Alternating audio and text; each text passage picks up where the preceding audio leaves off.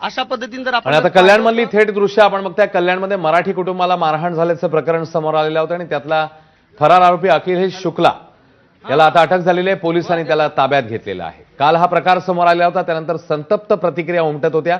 या पार्श्वभूमीवर कल्याणमध्ये मराठी कुटुंबाला मारहाण झाल्याचं हे प्रकरण आणि त्यामध्ये आता अखिलेश शुक्लाला पोलिसांनी ताब्यात घेतलंय.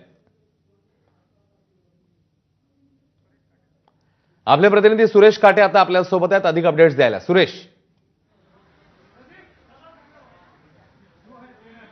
अश्विन, खरं पाहिलं तर आता काही क्षणामध्येच या अखिलेश शुक्ला जो आहे त्याला पोलिसांनी खडकपाडा पोलीस स्टेशनमध्ये आणलेला आहे. आता दृश्यांमध्ये आपण एक्सक्लुझिव्ह या दृश्यांमध्ये आपण दाखवलेला आहे.